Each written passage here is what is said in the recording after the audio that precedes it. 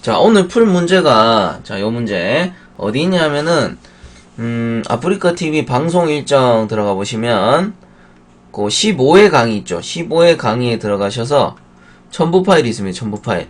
요 첨부 파일 다운받으시면 되고, 이 강의가 끝나고, 이제 녹화 방송 같은 경우는, 요 밑에 보시면, 요거 아니고, 이론 동영상이 있습니다. 이론 동영상에 공전행동 기출문제 풀이 있죠. 여기 들어가 보시면은 제가 방송한 거 이렇게 들어가 보시면 그 동영상에 해당하는 기출문제 제가 이렇게 첨부 파일로 남겨두거든요. 그래서 문제 못 찾겠다 하지 마시고 이렇게 살살 뒤져 보시면은 다 문제가 있으니까 그거 받아서 강의 보시고 그렇게 문제 한번 풀어 보시기 바랍니다. 자, 그러면은 오늘 할 내용은 공전행동 산업기사 필기 기출문제 2교시죠. 2교시. 지난 시간에 1교시 공기조화 그리고 공기조화 냉동공학 배관 일반 이렇게 해서 60문제 풀어봤는데 이번 2교시에도 공기조화 냉동공학 배관 일반 이렇게 세 과목 60문제 한번 풀어보도록 하겠습니다. 자, 그러면 자, 한번 풀어보도록 할게요. 자, 혹시 하다가 화면이 작아진다거나 아니면 설명이 틀린 부분이 있으면 채팅으로 바로바로 지적을 해주시기 바랍니다. 그럼 제가 수정을 해드리도록 할게요. 자, 1번 문제 한번 보도록 하겠습니다.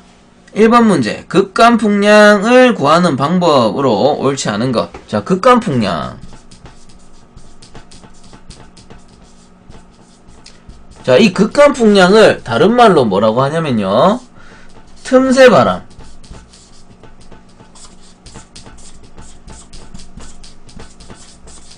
자, 틈새바람이라고도 부릅니다. 그럼 이 틈새바람이라는 건 뭘까요? 틈새바람. 자, 이 틈새바람은 어디 사이에서 들어오는 거를 틈새바람이라고 하겠죠. 그럼 여름철 또는 겨울철에 이제 밖에서 들어오는 바람 어디로 들어와요? 창문에서 들어와요. 창문. 그러면 창틈으로 들어오는 거를 우리가 극간풍량이라고 하겠죠. 그러면 극간풍량을 구하는 방법에 옳지 않은 것 해서 1번에 보시면은 환기 횟수, 창문 여러 가지 환기하는 거 당연히 환기 횟수가 들어가겠죠. 극간풍량 구하는데. 그 다음에 창문 길이, 창문 크기, 면적에 따라서 극간풍량이 또 달라질 수가 있잖아요. 그래서 창문 길이법도 맞는 말이 되고요. 그 다음 DOP법 돼 있는데 요건 잠깐 넘어갑니다. 그 다음 이용 빈도수에 의한 풍량에서 창문을 여러 번 열고 닫을수록 극간풍량이 많아지겠죠. 그렇기 때문에 이것도 구하는 방법에 들어가는 것이고, 근데 DOP법 같은 경우는 자, 혹시나 우리 공전행동 기능사 시험 보실 때 기출문제 풀어보신 분들은 한 번씩은 보셨을 겁니다. 이 DOP이라는 게 뭐냐면은 우리 헤파 필터 있죠. HEPA 헤파 필터. 자, 요 헤파 필터는 제가 항상 기억하라고 했습니다. 필터 중에 가장 효율이 좋은 거. 그래서 요 헤파 필터를 이 헤파 필터의 성능을 측정하는 방법이 요 DOP법이에요. DOP법.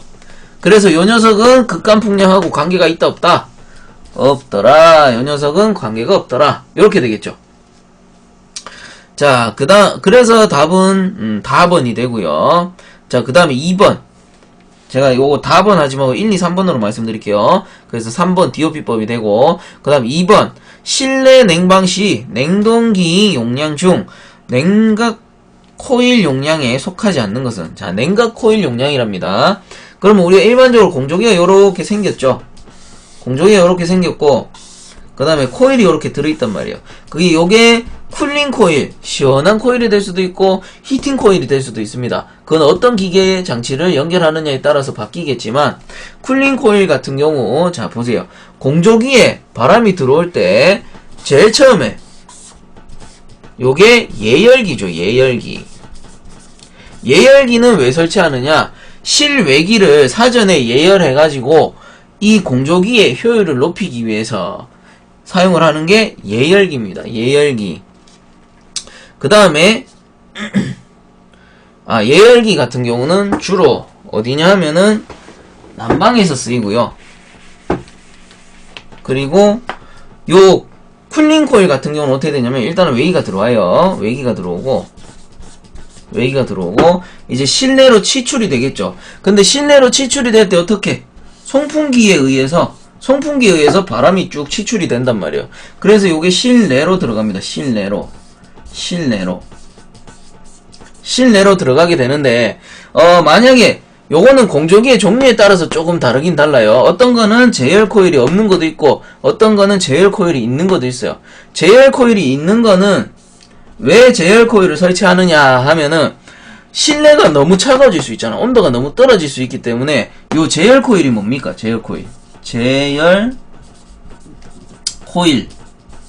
자, 제열 코일을 설치해가지고 실내가 온도가 너무 떨어지면 여기서 살짝 가열해주는 거죠. 그래서 실내 부하에 알맞게끔 온도를 조절해주기 위해서 제열 코일을 설치합니다. 아까 전에 예열 코일 같은 경우는 난방 코일일 경우 난방 코일의 효율을 돕고자 미리 외기를 데우는 게 예열 코일이 되고, 요 제열 코일은 실내 부하가 너무 높을 때 혹은 너무 낮을 때 그 용량에 알맞게 온도를 조절해주기 위해 요렇게 쿨링 코일 다음에 설치하는 거죠. 그래서 요게 제열 코일이 되고, 그럼 실내에서 이제 돌아오는 게 있겠죠. 실내에서 돌아오는 게 뭐다? 환기 요렇게 되겠죠. 환기 뭐 바깥으로 보내주는 거, 그리고 돌아오는 거 제열 뭐 이렇게 얘기를 재생열 뭐 이렇게 얘기도 하기도 하는데, 그래서 다시 보시면은 실내 냉방 시 냉동기 용량 중 냉각 코일 용량이 속하지 않는 거. 자, 송풍기의 부하, 송풍기 있잖아요, 그죠? 송풍기가 기기 부하 해가지고 당연히 쿨링 코일의 부하에 속합니다. 그 다음 제열 부하, 제열 코일 있죠? 냉방일 경우 제열 코일 설치하고, 그 다음에 배관 부하 돼 있고 외기 부하 돼 있어요. 외기 부하, 일단 외기 들어오죠. 근데 배관 부하는 왜 아니야? 우리 공기조화 사이클에서는 배관이 존재한다, 안 한다? 배관이 존재하지 않아요. 대신에 뭐가 있어? 이렇게 연결해주는 거 뭐예요, 이거 전부? 덕트잖아요, 덕트. 공기를 보내주는 거, 기체를 보내주는 거는 덕트입니다. 유체, 액체를 보내주는 거는 배관이죠. 그래서 공기조화기에서는 덕트이기 때문에 배관 부하랑은 전혀 상관이 없겠더라 해가지고 답은 3번 배관 부하가 되겠죠. 크게 어려운 부분이 아니에요. 이렇게 공기조화기 한번 그려보면은 대략 이해가 가죠. 자, 그 다음에 3번.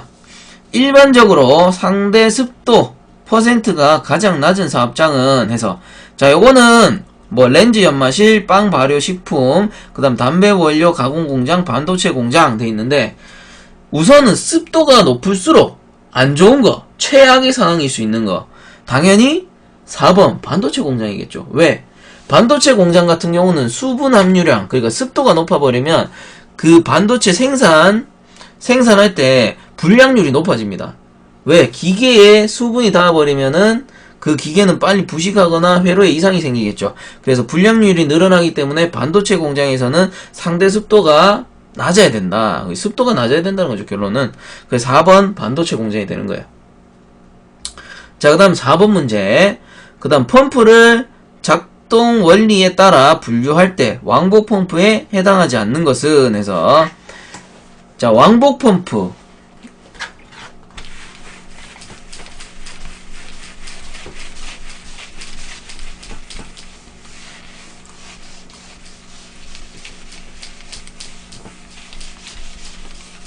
이게 은근히 잘 안 지워지네.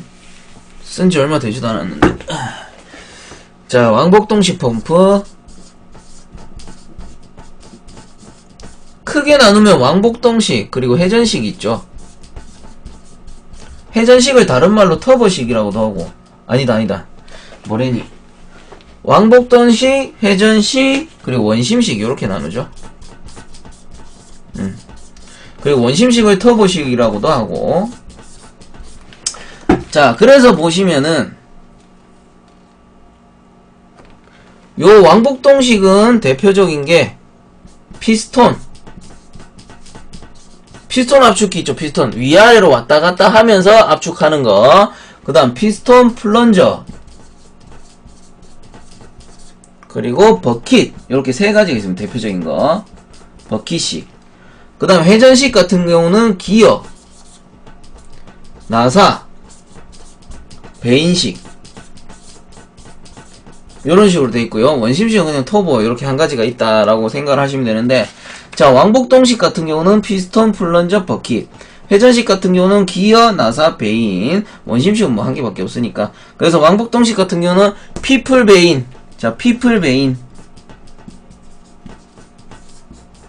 요렇게 피플 버킷. 죄송합니다. 피플 버킷으로 외우시면 돼요. 피플 버킷. 피플 버킷. 그 다음에 회전식은 기나베. 이렇게 외우시면 되죠. 왕복식은 피플 버킷까지, 피플 버킷. 그 다음에 회전식은 기나베. 이렇게 외워주시면 됩니다. 해가지고 4번 문제 같은 경우는 왕복 펌프에 해당하지 않는 것은 했으니까 회전식, 기나베, 베인 펌프는 아니겠죠. 그래서 2번이 틀린 답이 되겠네요. 베인 펌프. 피플 버킷. 사람 박스, 사람이 들어갈 수 있는 박스, 피플 버킷. 이렇게 생각을 하시면 되겠죠. 자, 그 다음 5번. 어떤 실내 현열량이 3000kcal/h, 그 다음 실내 온도가 25도시, 송풍기 출구 온도가 15도시일 때 실내 송풍량은 약 얼마인가? 당 공기의 비율은 0.24, 공기의 비중은 1.2kg/m 3승으로 한다.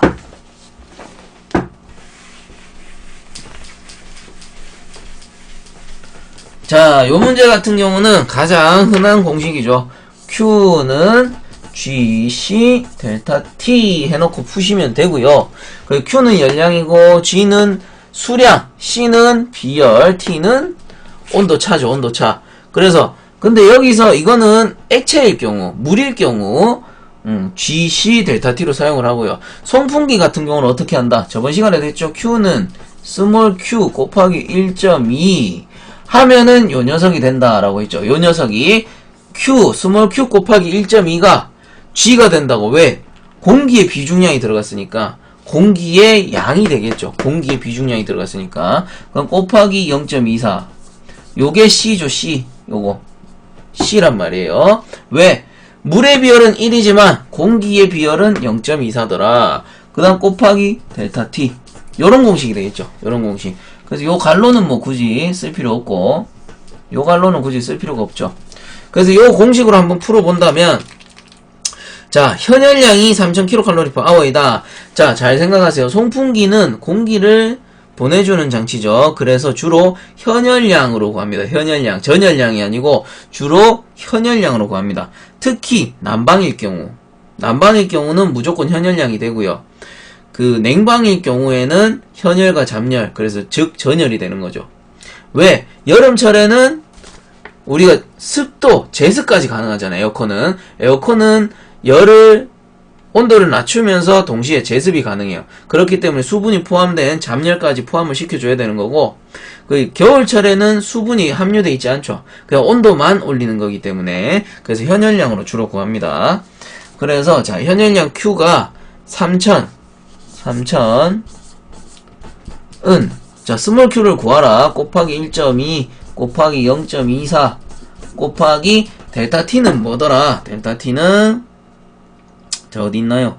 델타 t는 25 빼기 15가 되겠네요. 25 빼기 15 해가지고, 자, q만 남기고 다 넘기면 되니까 q는 쭉쭉쭉 넘어 3000에다가 나누기 1.2 곱하기 0.24 곱하기 25 빼기 5도씨. 자, 요렇게 되겠네요. 이렇게 해서 한번 구해보니 1041.67 미터 3승 퍼 아워가 되더라.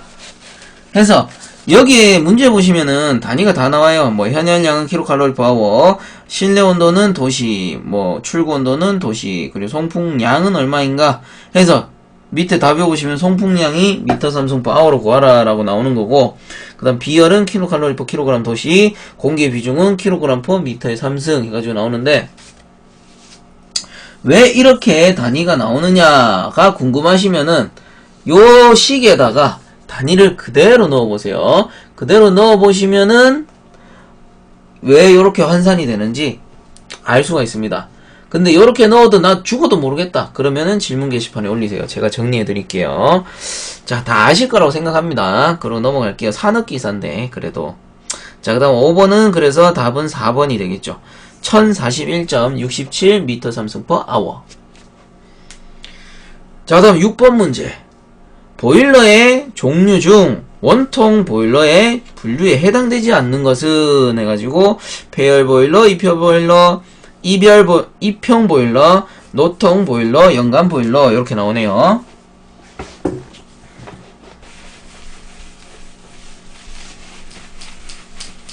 노통 보일러에 해당되지 않는 것은 해서 자, 노통 보일러 대표적인 게 요렇게 생겨가지고요. 요렇게 생겨가지고 노통, 왜 노통입니까? 노통. 노가 존재하죠. 노가 존재하고 그럼 이게 뭐냐면 원통이에요. 원통. 이렇게 동그랗게 생겼어요. 동그랗게 생겼어요. 뭐 당연히 여기 노통도 동그랗게 이렇게 생겼겠죠. 이런 식으로 생겼단 말이에요. 그래서 여기다 버너를 설치하고 여기다 불을 쫙 떼가지고 여기에 이제 물을 채워서 물을 데운 후에 증기를 실내로 보내는 형태. 요게 원통 보일러. 그 노가 한 개 있으면은 노통 보일러. 이렇게 얘기를 합니다. 그리고 요거를 이렇게 세워져 있는 게 있어. 이렇게 동그랗게 생겨가지고 이런 식으로 세워져 있는 게 있어요. 그리고 요런 거 같은 경우는 위에서 이렇게 불을 뿜죠. 불을 뿜고 노가 이런 식으로 있으면은 여기다 불을 쫙 부어주죠. 그래서 얘가 횡형 노통 보일러, 얘가 입형 노통 보일러, 그리고 대표적인 원통 보일러가 되는 거예요. 그래서 문제에 다시 돌아가 보면 자, 폐열 보일러, 입형 보일러, 노통 보일러, 연간 보일러 돼 있는데 우선은 입형 보일러는 맞죠. 입형 보일러. 그 다음 노통 보일러 3번도 맞아요. 그 다음에 1번 아니면 4번이네. 1번 아니면 4번. 그래서 폐열 보일러랑 연간 보일러 이렇게 돼 있어요. 그러면 요 상태에서 자, 요렇게 생긴 보일러가 요렇게 있는데 버너가 요렇게 있고요. 버너가 요렇게 있고 이 노가 조금 작아. 이 경우는 노가 작거나 아니면 노가 바깥에 있습니다. 요렇게. 그래서 여기서 이렇게 연관이 나와. 관이 나와. 관이. 그래서 요거를 뭐냐 하면은 연관. 연기가 지나가는 관이라고 해가지고 요 연간 보일러도 원통 보일러에 속하는 거죠. 연간 보일러. 관이 여러 개라서 연관이 아니고 연기가 가는 관이 설치되어 있다 해가지고 연간 보일러라고 해요. 그래서 연간 보일러도 노통 보일러에 속합니다. 그러면 아닌 거는 당연히 폐열 보일러가 되겠죠. 폐열 보일러는 특수 열매체 보일러가 돼요. 특수 열매체 보일러. 뭐 간단하게 얘기해서 특수 보일러. 특수한 보일러구나. 이렇게 알아두시면 돼요. 그래서 아닌 거는 1번 폐열 보일러가 되겠죠. 자, 그다음 7번. 전열 교환기의 일종으로 흡수성 물질이 도포된 엘리멘트를 적층시켜 원판 형태로 만든 로터와 로터를 구동하는 장치 및 케이싱으로 구성되어 있는 전열 교환기는 자, 이런 건 좀 외우시는 수밖에 없는데 일단 답은 회전형입니다. 회전형. 그래서 이 문제에서 포인트는 뭐냐 하면은 그 두 번째 보시면은 로터와 로터 돼 있죠. 로터와 로터. 자, 로터를 뭐라 그러죠? 로터를 뭐를 보고 로터라 그래요? 로터. 로터를 여러분들 뭐를 보고 로터라고 합니다. 뭐를 보고 로터라고 할까? 로터라는 거는 보통 회전하는 거죠. 회전하는 거. 회전하는 거를 로터라고 해요. 그래서 요게 회전형이 되고 요건 어떻게 생겼냐면은 이렇게 회전판이 있어. 회전판이. 이렇게 해가지고 요런 식으로 회전판이 있고 요 회전판이 이렇게 돌아갑니다. 돌아가면 어떻게 되냐면은 쭉 공기가 들어오죠. 공기가 들어와서 쭉 지나가요. 그 다음에 요거는 반대로 이렇게 쭉 와서 반대로 또 지나가. 그럼 요 두 개가 위아래가 열교환이 되겠죠. 위아래가 열교환이 돼가지고 요거는 외기가 되고 외기, 요거는 내기가 돼요. 내기. 실내로 이제 공기를 넣어주는 거죠. 넣어줬다가 다시 리턴이 돼가지고 요렇게 돌아와서 요거는 배기를 시켜요. 배기를 시키고 요게 이제 계속 순환을 하는 거죠. 순환을 하는 거. 그럼 전열 교환기니까 여기다가 코일을 설치합니다. 그래서 뭐 예를 들어가지고 히팅 코일이다. 그럼 따뜻한 공기가 들어가가지고 전열 교환해서 외기를 살짝 데운 후에 여기서 뭐 또 열교환을 하겠죠. 냉동기가 설치되어 있다거나 하면은. 그래서 쭉 실내에 원하는 공기를 넣어주는 거고, 그 다음에 나머지 공기는 배기시키는 형태. 그래서 요게 회전형 전열 교환기죠. 전열 교환기가 뭔지 아시죠, 여러분들? 열교환기, 열교환기. 열을 교환해주는 거. 위에가 뜨겁고 밑에 차가우면은 서로의 열을 교환해서 효율에 알맞게끔 해주는 게 전열 교환기죠. 그래서 답은 3번이 되겠네요. 잘들 하시네. 자, 그 다음에 8번 하드포트 접속법에 대한 설명으로 틀린 것은 1번 보일러의 물이 환수관에 역류하는 보일러 속의 수면이 저수위 이하로 내려가지 않도록 한다. 2번 뭐 문제는 각자 읽어볼 거라고 생각하고 바로 설명드릴게요. 읽어보는 건 의미가 없을 것 같아요. 이 문제는. 자, 하드포트 접속 이음이 뭐냐면은 보일러가 이렇게 있잖아요. 자, 보일러가 이렇게 설치가 되어 있다라고 했을 때 우리가 보일러가 증기를 실내로 보내요. 실내로 증기를 보내고 이 실내의 방열기에서 환수되는 물이 있을 거 아니에요. 그럼 이렇게 환수가 딱 돼가지고 이 보일러로 딱 들어갑니다. 보일러로 딱 들어가요. 그러면 요게 주증기관이 되고 요게 환수관이 되는 거예요, 여러분들. 그러면 간단하게 예를 들어보자고. 보일러 내는 온도가 어때요, 여러분들? 보일러의 온도는 어떻다? 온도는 높아. 그리고 압력도 높아. 그죠? 온도도 높고 압력도 높아. 그럼 방열기에 들어갔다가 실내에 차가운 공기랑 만나서 실내를 따뜻하게 데운 후에 물은 어때? 온도가 낮고 압력이 낮아요. 그죠? 그럼 단편적으로 압력만 보고 한번 생각을 해보자고. 그러면 압력이 높은, 간단하게 생각하면은 압력은 어디서 어디로? 압력은 고압에서 저압으로 오르잖아요. 온도도 똑같죠? 고온에서 저온으로. 그죠? 높은 데서 낮은 데로 흐른단 말이야. 그러면 이게 고압이기 때문에 이 환수관 쪽으로 역류할 수 있죠, 물이. 물이 역류할 수 있다고. 그래서 물이 역류하게 돼버리면 어떻게 돼? 수위가 쭉 낮아지겠죠. 수위가 낮아지면은 저수위 사고가 난단 말이에요. 보일러가 파열되고. 그렇기 때문에 어떻게 연결하는 거야? 요거를 딱 끊어버리고, 요걸 딱 끊어버려요. 끊어버리고 쭉 올려서 상용 수위보다 살짝 낮게 설치를 해줍니다. 그 다음에 밑으로 내리고 위로 올려가지고, 자, 급수를 뭐 위에서 해주면은 건식이 되는 거고 밑에서 해주면은 습식 건식이 급수가 되는 건데, 그래서 요런 경우 같은 경우는 요게 뭐냐면 밸런스관. 이 밸런스관을 설치해 줌으로 해서 고압에서 저압으로 거꾸로 역류하더라도 이 상용 수위보다 요만큼은 더 안 내려가겠죠.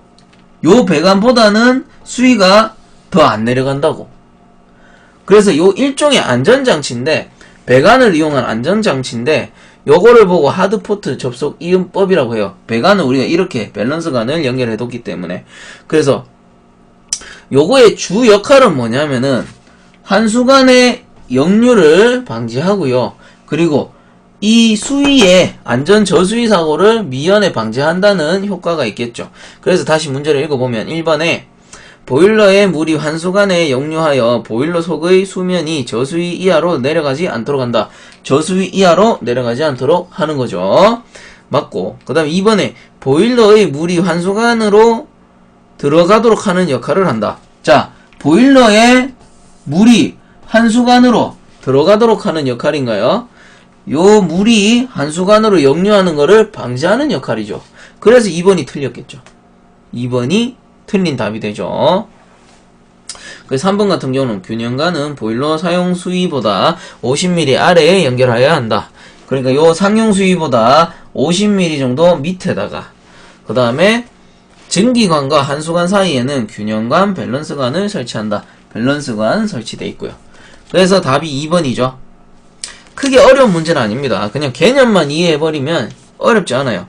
역류를 방지한다. 환수관으로 거꾸로 역류하는 것을 방지한다. 자, 그 다음 9번 문제. 복사난방의 특징을 설명한 것 중 맞지 않는 것은, 복사난방 하면은 제가 온돌방 생각하라고 했어요. 복사난방을 정확하게 얘기해드리면 실내가 이렇게 있잖아요. 실내가 이렇게 있으면 패널을 바닥에 묻던가 아니면 벽에 묻던가 이렇게 해가지고 은은하게 공기 조화를 해주는 거를 복사난방이라고 하는데, 천장 같은 경우는 이 바닥이나 벽은 따뜻하게 온기가 나올 수 있는데 천장에 아무것도 안 하면은 진짜 온돌이 되죠. 진짜 온돌. 진짜 온돌 어떻게 돼? 바닥은 완전 구들장인데 코는 완전 꽁꽁 얼죠. 그래서 어떻게 하냐면은 여기다가 공기 조화를 해가지고 따뜻한 공기를 쏴줘요. 공조기를 따로 설치하는 거죠. 정확한 온풍 난방이라고 했을 때는. 그래서 뭐 요걸 생략하고 설명하는 경우도 많은데 대략적으로 온돌하고 유사하기 때문에 온돌방하고 비교를 해보시면 돼요. 그래서 복사난방의 특징을 설명한 것 중 맞지 않는 것은 해서 1번에 외기온도 변화에 따라 실내의 온도 및 습도 조절이 쉽다라고 돼 있는데, 요거는 벽에 매설이 돼 있잖아요. 온돌 같은 경우는 벽에 매설이 되어 있기 때문에 외기온도랑은 전혀 관계가 없습니다. 얘는 외기온도랑은 관계가 없다고. 그래서 온도에 따른 실내의 온도 및 습도 조절이 어렵다. 뭐 더 정확하게 얘기하면은 관계가 없다. 이렇게 되겠죠. 그래서 답이 1번이죠. 그 다음 뭐 방열기가 불필요하므로 기구 배치가 용이하다. 실내 공간의 활용도가 높다는 얘기고, 그 다음에 실내의 온도 분포가 균등하다. 맞겠죠? 양 사방에서 다 쏘니까. 그리고 고온이 아니에요. 얘는 저온이기 때문에 먼지가 부유하는 일이 없죠. 그 다음 복사열에 의한 난방이므로 쾌감도가 좋다. 같은 말이고. 그래 답은 1번. 자, 그 다음 10번 문제. 냉방시 유리를 통한 1사 취득 열량을 줄이기 위한 방법으로 옳지 않은 것은, 자, 1사 취득 열량은 뭐냐면은 냉방시죠. 냉방시. 여름철에 바깥에서 들어오는 햇빛의 뜨거운 열은 냉방에 부하가 된다고. 그래서 이 일사량을 줄이기 위해서. 그리고 결국은 일사량 뭐야? 햇빛이 들어오는 걸 차단하면 되잖아요. 그럼 차단하는 방법이 아닌 것은 이 답이 되겠지. 요 문제를 해석하면. 그래서 1번에 보시면은 유리창의 입사각을 작게 한다. 자, 벽이 요렇게 있다 치면은 창문이 여기 달렸어요. 창문이 여기 달렸는데 이 창문이 요렇게 서 있는 게 햇빛이 덜 들어올까? 아니면은 요렇게 닫아주는 게 햇빛이 덜 들어올까? 아니면 요런 식으로 요렇게 하면은 더 낫겠네. 예를 들어 햇빛이 요렇게 들어온단 말이야. 창문은 빛을 반사하잖아요. 그럼 예를 들어 요렇게 하면은 어이구 햇빛이 요렇게 통과해 들어온단 말이야. 살짝은 굴절이 되겠지만, 근데 요 각도를 틀어버리면 어떻게 돼? 각도를 예를 들어 요렇게 틀어버리면 햇빛이 왔다가 튕겨나가겠죠, 바깥으로. 예를 들자면 요런 거예요. 그래서 각도를 크게 할수록 일사량은 줍니다. 그렇기 때문에 여기서 어떻게 입사각을 크게 한다. 입사각이 뭐야? 반사각이야. 반사각. 빛을 반사시키는 거. 그래서 반사각이 클수록 당연히 일사 취득 열량이 줄겠죠. 그래서 1번이 틀린 거예요. 자, 그 다음 2번 같은 경우는 투과율을 적게 한다. 맞죠? 그 다음 반사율을 크게 한다. 당연한 거고, 그 다음 차폐 개수를 적게 한다 돼 있는데, 요 차폐 개수 같은 경우는 좀 헷갈려요. 빛의 차단 정도, 차폐 개수가 적을수록 빛은 더 많이 차단됩니다. 그래서 4번 같은 경우 차폐 개수를 적게 한다. 답이 되겠죠. 직각이 되면 어쩌냐고요? 직각하고는 뭐 크게 상관없고 입사각이잖아. 이 유리가 틀린 정도가 아니고 유리의 재질에 따라서 입사각이 다 다르다고. 어떤 유리는 똑같이 했는데 이렇게 튕구는 게 있고, 어떤 유리는 완전히 이렇게 통과하는 게 있고. 그렇기 때문에 요 입사각에 따라서 입사각을 크게 할수록, 유리의 입사각이야. 유리의 입사각을 크게 할수록 차폐 개수, 일사 열량을 준다. 그래서 1번이 답이 되죠. 자, 그 다음 11번. 원심식 송풍기에 사용되는 풍량 제어 방법이라고 할 수 없는 것은, 원심식 송풍기, 터보용이죠. 터보용. 자꾸 지우개를 내가 밑에 놓고 찾네.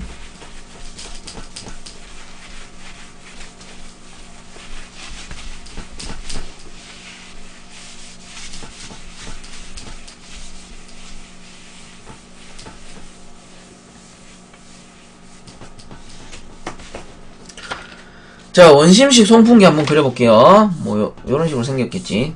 펌프랑 비슷하게 생겼어. 원심식은 펌프랑 비슷하게 이렇게 생겼어. 이렇게 생겨가지고 여기 안에 이제 베인이 돌겠죠. 날개 깃이라고 하는데 베인이 회전을 하면서 이렇게 당겨가지고 위로 쭉 불어준단 말이에요. 뭐 당연히 여기는 덕트가 설치가 되어 있겠죠. 덕트가 설치되어 있고 이쪽도 뭐 덕트가 설치가 되어 있을 것이고, 그렇게 해가지고 보시면은 원심식 송풍기에 사용되는 풍량 제어 방법이라고 할 수 없는 것은 해가지고, 제일 처음에 댐퍼 제어. 자, 댐퍼는 뭐예요? 여기 요렇게 설치돼가지고 이게 어떻게 열렸다가 닫혔다가 열렸다가 닫혔다가 풍량을 조절해 줄 수 있단 말이에요. 그래서 요것도 풍량 제어에 들어가죠. 요거는 댐퍼는 풍량 제어에 들어가고, 그 다음 베인 제어법. 뭐라 그랬어 이거? 날개 깃을 베인이라고 했죠. 날개 깃이 뭐 요렇게 있으면 이런 식으로 생겼어요. 요렇게 생겨가지고 요 날개 깃을 각도를 조금 바꾼다던가 해가지고 제어하는 베인 제어법. 그 다음에 압력 제어는 없습니다, 여러분들. 그 다음 회전수 제어법. 요거를 분당 10번 돌릴 거냐, 분당 100회 돌릴 거냐, 요런 식으로 용량을 조절할 수 있죠. 그래서 아닌 것은 압력 제어가 되겠네요. 압력 제어. 그래서 답은 3번. 자, 그 다음 12번. 열수분비에 대한 설명으로 옳은 것은 해가지고, 자, 열수분비는 델타 X분의 델타 H입니다. 자, 요게 열수분비고요.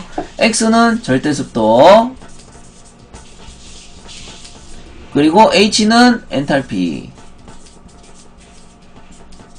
근데 정확하게 읽으면은 델타라는 게 들어갔기 때문에 절대습도의 차, 그 절대습도의 전후차, 그 다음 엔탈피의 전후차, 다른 말로는 절대습도 변화량, 엔탈피 변화량, 결국은 같은 말이죠. 그래서 답은 뭐다? 절대습도의 변화량에 대한 전열량의 변화량. 전열량이 엔탈피입니다, 여러분들. 전열량. 그래서 답은 3번. 전열량이 엔탈피입니다. 답은 3번.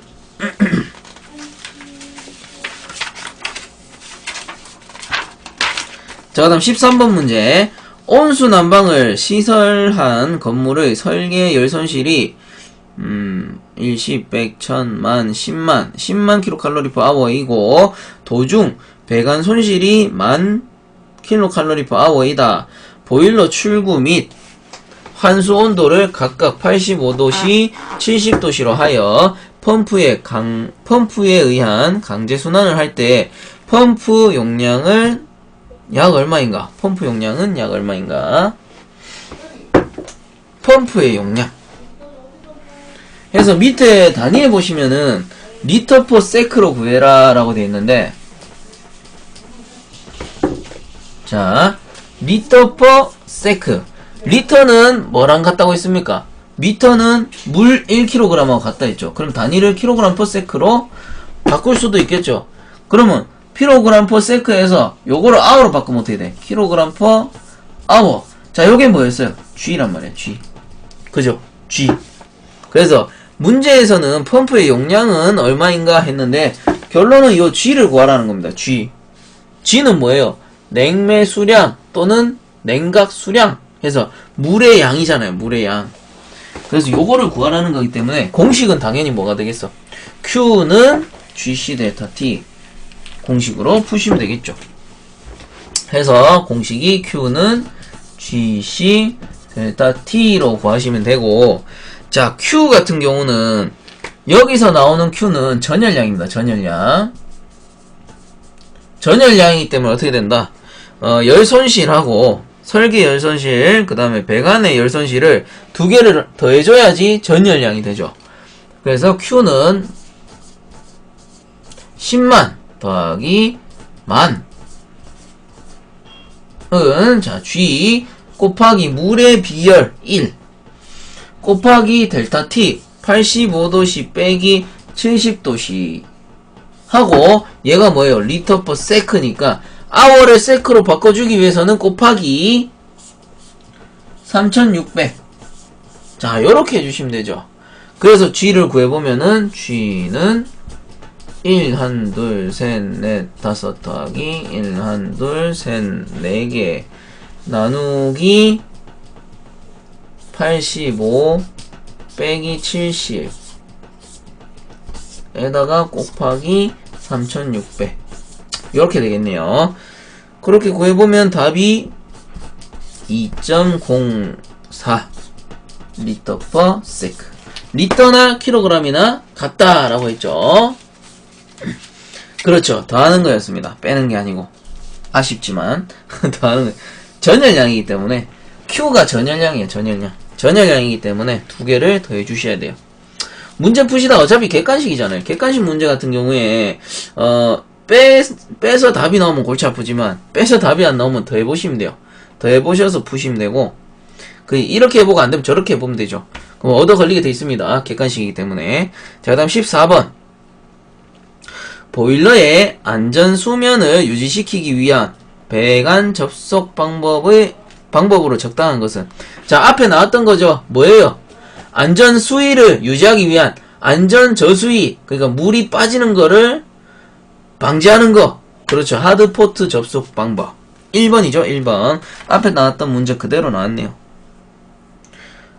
자, 그 다음에 15번 급수온도 48도씨에서 증기압력 15kg/제곱cm 그리고 온도 400도씨의 증기를 30kg/h 발생시키는 보일러의 마력은 약 얼마인가? 단 15kg/제곱cm에 400도씨에서 과열 증기 엔탈피는 784.2kcal/kg이다. 야, 이거 문제만 있다 진이 빠지네요. 하여튼 마력 구하는 공식만 외우면 됩니다. 요런 거는 크게 어렵게 생각하지 마세요. 마력 구하는 공식만 외우시면 되고. 자, 여기서 보셨을 때 HP로 구하기 위해서는 HP 마력 구하는 공식은 여러 개가 있긴 한데 여기서 필요한 공식은 539 곱하기 15.65 분의 G에다가 H2-H-. 자, 요 공식으로 풀어주시면 되고요. G는 뭐냐면은 발생 증기량, H2-는 증기 엔탈피, 그리고 H-는 급수 엔탈피. 뭐 간단하게 얘기하면 이런 겁니다. 급수, 얼마만큼 급수해서 얼마만큼의 증기가 생겼느냐. 그래서 요 증기 엔탈피에서 급수 엔탈피를 빼주고 발생 증기량을 곱해주면은 보일러에서 발생된 정확한 증기량이 나오게 되겠죠. 그래서 요거를 나눠주면은 요 마력이 나오는 겁니다. 그럼 그대로 한번 집어넣어 보면은 539 곱하기 15.65 분의, 자, 발생 증기량이 어디 있냐? 맨 위쪽에 나오네요. 온도 400도씨의 증기를 30kg 곱하기, 자, 증기 엔탈피가 784.2 빼기, 그리고 급수 엔탈피가 40. 자, 엔탈피랑 보일러에서 엔탈피랑 온도는 이꼴입니다. 이꼴 같습니다. 같아요. 그래서 급수 온도 40도씨라고 했으면은 이 물의 엔탈피도 48이 되는 겁니다. 급수. 그래서 물일 경우에요. 물일 경우 엔탈피와 온도는 이꼴이 되는 거예요. 이꼴. 보일러에서. 그래서 48도씨가 엔탈피가 되죠. 급수 엔탈피. 요렇게 구해보시면 답이 2.62. 자, 요렇게 나오네요. 2.62. 그래서 답은 4번이 되죠. 4번. 자, 그 다음 16번. 공조용 가습장치 중 수분무식에 해당하지 않는 것은 물을 뿌리는 게 아닌 거. 자, 수분무식은 원심식, 분무식, 초음파식. 요렇게 3개가 있습니다. 그리고 적하식은 아니에요. 적하식은 증발식에 해당돼요. 그래서 원심, 초음파, 분무 요렇게 수분무식 3가지. 그래서 답은 4번이 되죠. 자, 자, 그 다음 17번. 개방식 냉각탑의 설계에 관한 설명으로 맞는 것은 개방식, 바깥에 설치된 거, 바깥에 설치된 냉각탑, 맞는 것은 4번. 흡수식 냉동기를 사용할 때 열량은 일반적으로 압축식 냉동기의 약 1.7에서 2배 정도로 한다 해서 4번이 답이에요. 17번 같은 경우는 외우는 수밖에 없죠. 요건 규정된 법규이기 때문에 외우는 수밖에 없어요. 그래서 답은 4번이 되고, 자, 그 다음 18번 문제. 동일 송풍기의 회전수를 2배로 하였을 때 성능의 변화에 대한 올바른 설명은 해가지고 문제가 나오네요. 자, 송풍기의 회전수. 자, 송풍기하고 회전수 나오면 무슨 법칙? 송풍기하고 회전수 나오면 무조건 무슨 법칙이었어요? 송풍기와 회전수 또는 뭐 직경, 지름 뭐 이런 게 나왔을 때, 자, 이거 한 번씩들 보셨을 거예요. Q, P, L. 그죠? 그래가지고 요거는 M 분의 N. 자, N 분의 N이 회전수죠. N 분의 N. N 분의 N. 자, 이건 무슨 법칙이었어요? 무슨 법칙? 자, 그걸 점 찍고 갈로 하고, 그 다음 D분의 D. 자, 무조건 쓰면서 외우라고 했습니다. 쓰면서 외우시는 게 가장 좋아요. 쓰면서 외우라고 했어요. 자, D분의 D. 그 다음에 Q, P, L. 똑같이 적죠? 그 다음 앞에 거, 위에 거 2. 자, 앞에 거, 위에 거 2. 앞에 거, 위에 거 2. 앞에 거, 위에 거 2. 그 다음 밑에 거, 뒤에 거 1. 요렇게 되죠? 요렇게. 자, 요렇게 돼요. 그 다음에 이제 제곱이 중요하죠. 제곱. 1, 2, 3 회전수. 그 다음 3, 2, 5 직경. 자, 이건 뭐예요, 여러분들? 이만큼 했으면 외워야 되는데. 상사법칙. 아주 단골로 나옵니다. 공전행동, 산업, 기사나 기능사도 자주 나오는 편이에요. 그래서 이 상사법칙은 무조건 외우셔야 돼요. 그래서 송풍기. 이게 Q가 풍량, 그리고 압력, 동력 해가지고 풍압동입니다. 풍압동. QPL 풍압동. 이렇게 외우셔야 돼요. 풍압동. 해서, 자, 다시 문제로 돌아갑니다. 이제 문제에 집중하세요. 문제에 돌아가 보시면은, 자, 회전수를 2배로 했을 때, 회전수를 2배로 했다. 그럼, 이 회전수를 2배로 했다는 거잖아요. 2배. 이 N을 2배로. 2배로. 그죠? 이거를 2배로 했다고. 2배. 그럼 제가 좀 더 자세히 적어 드릴게요. 이 분수를 없애버리고요. 분수를 없애버리고. 분수가 있으면 헷갈려요. 요걸 2배로 했다고. 2배. 2를 넣어주면 되잖아. 2를. 자, 그럼 어떻게 되냐? 2의 1승. 풍량은 2가 되고요. 그 다음 압력은 2의 2승. 4가 되고요. 자, 풍량은 2가 되고요. 압력은 2의 2승 4가 되고, 그럼 2의 3승 4, 2, 8. 자, 이렇게 되죠. 그러면 문제의 답은 풍량 2배, 압력 4배, 그 다음 동력 8배가 되는 4번이 답이 되죠. 4번. 4번이 답입니다, 여러분들. 4번이 답이 되는 거예요. 자, 크게 어렵지 않죠? 요 공식 하나만 외우시면은 문제 하나 얻어 가시는 겁니다. 공식 뭐 내운다? 안 외운다? 그러면은 못 푸는 거죠. 뭐 찍어야죠. 이거 외우는 거 크게 어렵지 않아요. 한 2-5번만 적어보시면 다 외웁니다. 그래서 답은 4번이 되고, 자, 그 다음 19번 문제.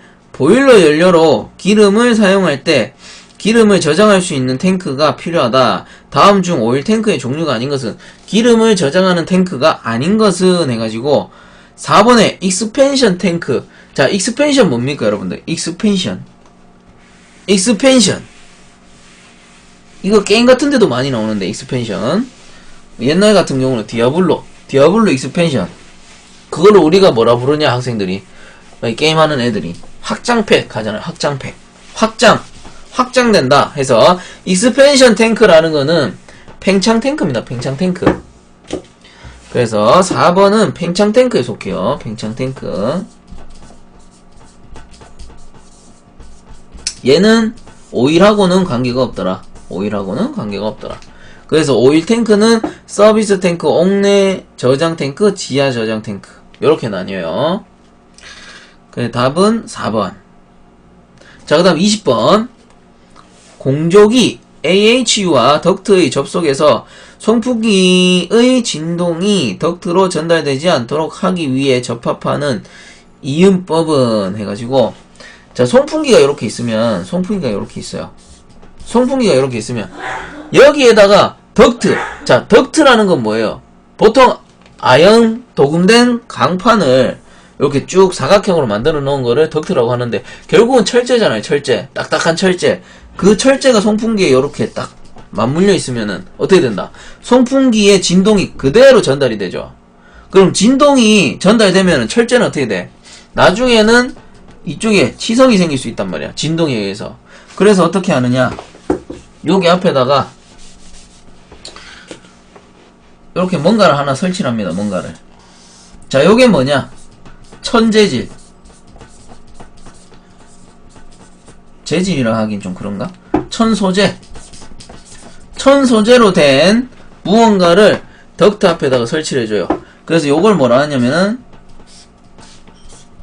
캔버스 이음. 그래서 이 녀석이 진동을 흡수를 하는 거죠. 진동을 흡수해주고, 그 다음 덕트는 이 부하를 받지 않게끔, 이 진동에 의한 부하를 받지 않게끔 해주는 게 캔버스 이음이다 해서 답은 2번이 되겠네요. 그리고 1번 플래시블 이음, 3번 스위블 이음, 4번 루프 이음 같은 경우는 뭐더라? 신축 이음이죠. 신축 흡수 장치. 자, 그래서 제2교시 공기조화 과목 끝냈습니다. 곧 이어서 냉동공학 이어서 하도록 할게요.